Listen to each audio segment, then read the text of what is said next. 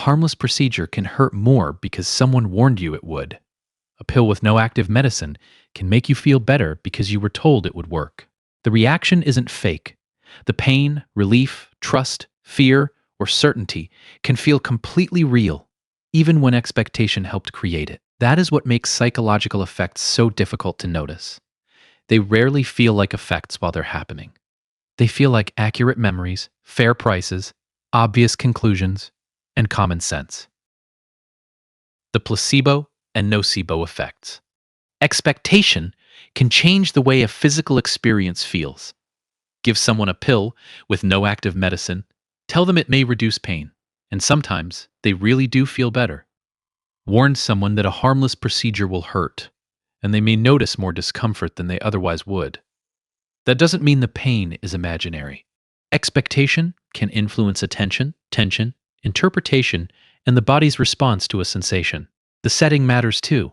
The doctor, the ritual, the words being used, and memories of earlier treatment can all shape what the experience means. The placebo effect describes improvement linked partly to positive expectation and treatment context. The nocebo effect describes the opposite direction. Negative expectation can make symptoms or discomfort feel worse. Neither effect means belief can cure every illness or explain every symptom. The simpler point is that the body isn't experienced like a raw data feed. Your mind is always helping interpret what those signals mean. The halo and horn effects. The halo effect begins when one positive trait spills into judgments it doesn't actually support. Someone is attractive, confident, funny, or successful, and you begin assuming they must also be intelligent, kind, or capable. The horn effect runs in the opposite direction. One awkward answer, one unfriendly look, or one visible mistake can make everything else about the person seem worse. These effects are especially strong when information is limited. A noticeable trait becomes the easiest piece of evidence to use, so it starts coloring judgments that the trait does not actually prove. That's different from simply liking or disliking someone. The distortion happens when one quality spreads into unrelated conclusions, allowing a single trait to do more work than the evidence supports. The anchoring and framing effects. The first number you see can quietly shape the estimates that follow. A jacket marked down from $300 to $100 can feel cheap, even if you'd never have paid $100 without seeing the original price. That first number becomes the anchor. Framing changes the reaction in another way. 90% survive feels safer than 10% die, even though both statements describe the same result. One version points attention towards survival, the other points it toward loss. Anchoring gives judgment a starting point. Framing changes which side of the same information feels most important. To test both, remove the first number and reverse the wording.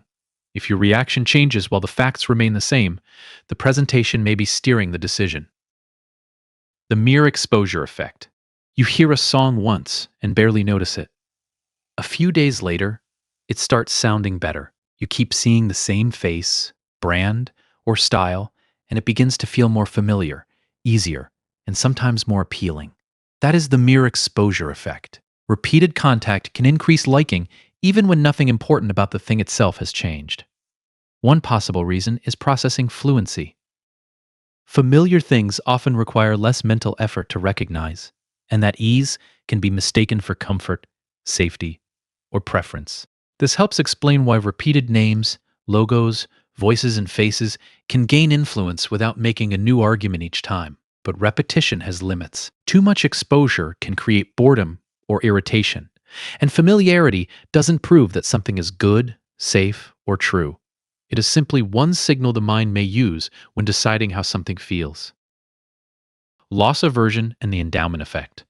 Losing $50 often feels worse than gaining $50 feels good. The amount is identical, but emotionally, the loss usually carries more weight. That is the basic idea behind loss aversion.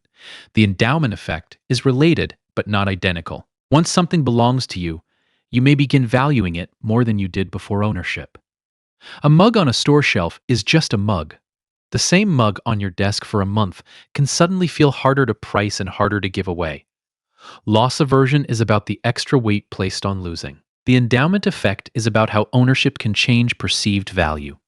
The two often reinforce each other. Giving up something you own can feel like a loss, while ownership may also add memories, identity, habit, and imagined future use. These effects do not appear equally in every situation, but they help explain why possessions, free trials, and choices already built into your routine can become surprisingly difficult to abandon. The sunk cost effect. The hour you spent on a terrible movie is gone whether you finish it or not, yet you keep watching. You stay in a course that isn't helping because you paid for it. A company keeps funding a failing project because stopping would make the earlier investment feel wasted. That is the sunk cost effect. An investment that can't be recovered keeps influencing what happens next. Continuing only makes sense if the next hour, dollar, or decision is still worth it from this point forward. Yet quitting can feel like admitting the original choice was a mistake. That emotional discomfort changes the question. Instead of asking, is continuing worthwhile now? People begin asking, how do I make the past investment feel justified? Status quo bias and the default effect. Sometimes, the most influential choice is the one you never actively make. A subscription renews because cancellation takes effort. A phone keeps its original settings because changing them feels unnecessary. A form arrives with one option already selected, and many people simply leave it that way. Status quo bias is the tendency to prefer the current state. The default effect is the tendency to accept an option that has already been chosen or arranged for you. Several forces can contribute. Changing course may require attention, create uncertainty, feel like a possible loss, or suggest that the default is the recommended option. Sometimes people are not strongly persuaded at all. They are simply busy, unsure, or unwilling to spend effort on a small decision. A default isn't automatically bad. Good defaults can make useful choices easier. The effect matters because doing nothing can look like a decision, even when no real comparison ever happened. Some effects shape the choice itself. Others work earlier, by shaping which evidence feels convincing enough to choose from. Confirmation bias. Once you believe something, the mind becomes very good at finding support for it. Think a coworker dislikes you, and a short message feels cold. Friendly moments look like exceptions. Awkward moments become proof. Confirmation bias doesn't only appear when someone rejects an opposing fact. It can shape which questions they ask, which sources they trust, which explanations sound reasonable, and which details remain in memory. That creates a loop. A belief guides the filter, and the filtered world starts looking like evidence that the belief was right all along. The bias is not only in the answer. It can begin with the questions, sources, and details that were allowed into the search. The availability heuristic. After seeing several dramatic stories about plane crashes, flying may suddenly feel much more dangerous. The stories don't reveal the real odds. They are simply easy to remember. The availability heuristic appears when the ease of recalling an example is treated as a clue that the event is common or likely. Sometimes that shortcut works. If memory reflects ordinary experience reasonably well, easy recall can be useful. But news, social media, and frightening personal stories do not give every event equal attention. Rare dangers can feel common because they are vivid. Common risks can feel small because they are boring. The example in your head may be real, but its memorability tells you very little about how often the event actually happens. Hindsight bias. Hindsight bias appears once the outcome is known. A company fails, a relationship ends, or a team loses, and the warning signs suddenly seem obvious. People say they knew it was going to happen even when they were uncertain before. The mind can then rebuild the earlier story around the ending. Clues that once looked vague now seem meaningful. Other possible outcomes fade away. The result begins to look more predictable than it really was. This can make a reasonable decision look foolish just because it ended badly. It can also make learning harder because you cannot improve a prediction if memory keeps rewriting it as more accurate than it was. One simple defense is to write down what you expect before the result arrives. Memory sounds very confident afterward, but that doesn't mean it kept an honest record. Negativity bias. 10 people compliment you, and one person criticizes you. Guess which comment follows you home? Negativity bias is the tendency for criticism, threats, mistakes, and bad news to receive more attention or emotional weight than positive information of a similar size. Negative information can matter because it may signal a problem that needs a response. But that extra weight can also distort the larger picture. One mistake starts representing your entire performance. One painful conversation stands in for the whole relationship. A mostly good day becomes remembered through the one moment that went wrong. The answer is not forced positivity. The distortion lies in letting the most emotionally intense detail become the summary of everything else. The misinformation effect. Imagine seeing a minor car accident.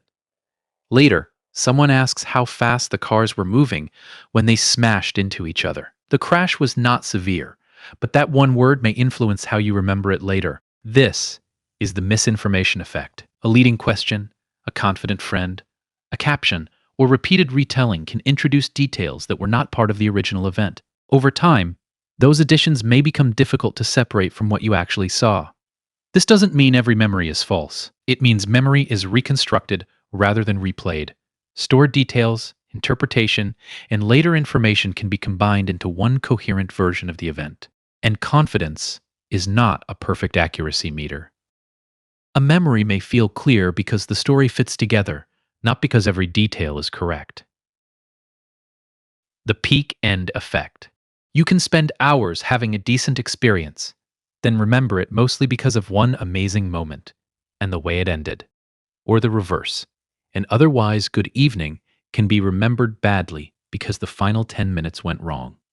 That pattern is called the peak end effect. Memory does not always give every minute equal weight. It often compresses an experience and gives extra importance to its most intense point and its ending. This helps explain why the last conversation, the final bite, the closing scene, or the way someone says goodbye can reshape how the entire experience is remembered. It isn't a perfect rule. Duration, repetition, expectations, and average quality can still matter, but the effect reveals an important difference between living through an experience and remembering it later. That gap between experience and memory leads into another mismatch: the difference between how visible you feel and how visible you actually are around other people. The spotlight effect, an illusion of transparency. You stumble over one sentence and feel as if the whole room noticed.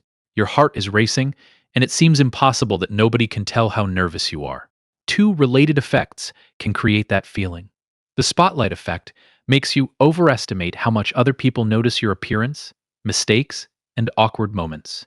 The illusion of transparency makes you overestimate how clearly they can see your private emotions and intentions. One is about external attention. The other is about internal states feeling visible.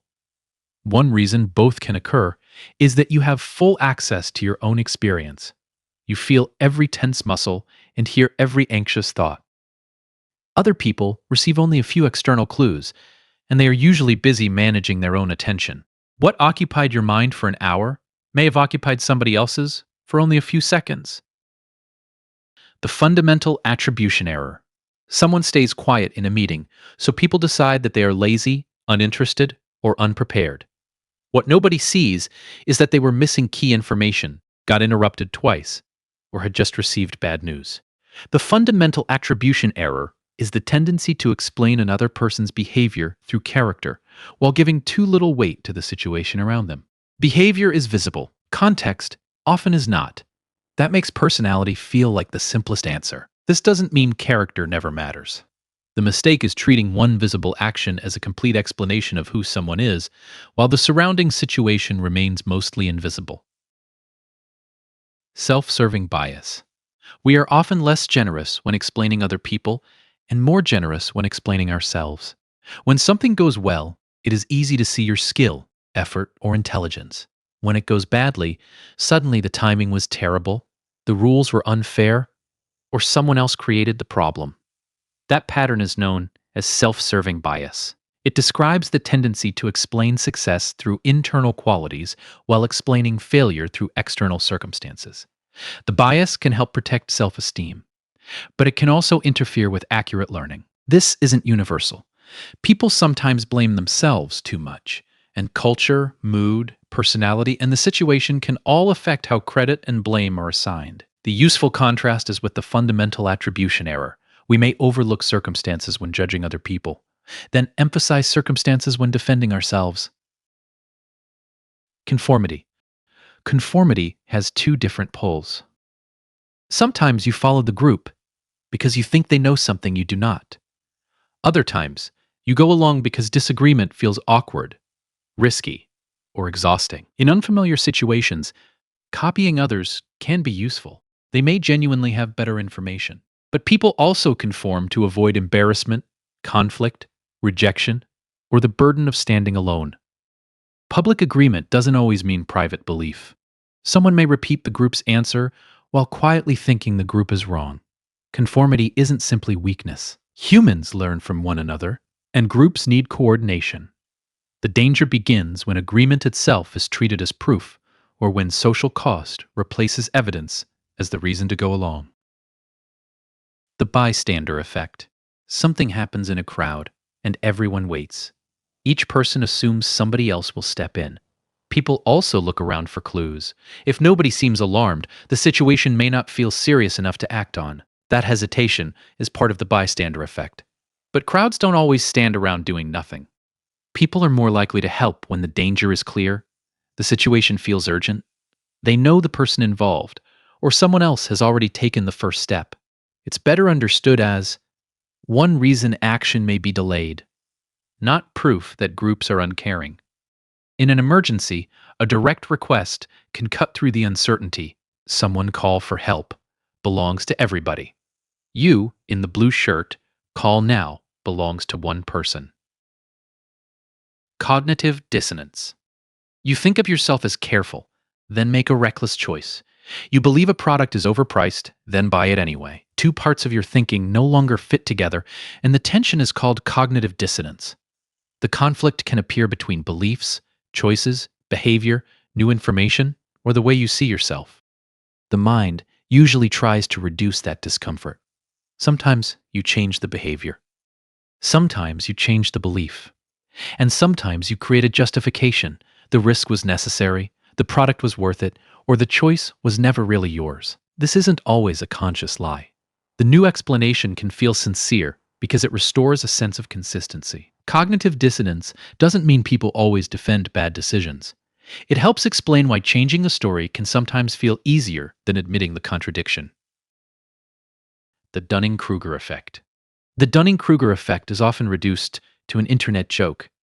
People who know the least think they know everything. The real idea is narrower than that. In the original studies, some low performers were also poor at judging how well they had performed. One possible reason is that the knowledge needed to do a task well can also help someone recognize their own mistakes. But the full picture is debated. General overconfidence, noisy self-ratings, statistical effects, and the way people are grouped can all shape the familiar result. So this isn't a universal curve, a diagnosis, or proof that every confident beginner is clueless. The safer lesson is that judging your own ability requires information too. When you don't yet know what good performance looks like, it is harder to see the gaps in your own work. Clear feedback, better standards, and more skill can make that judgment more accurate. These effects don't share one single cause. Different effects arise through different combinations of expectation, attention, learning, memory, valuation, self-perception, and social context. A process that supports a reasonable judgment in one situation can mislead in another. The difficult part is that both can feel equally obvious from the inside. Naming an effect won't make you immune to it. But it may create one extra second between what feels obvious and what the evidence actually supports.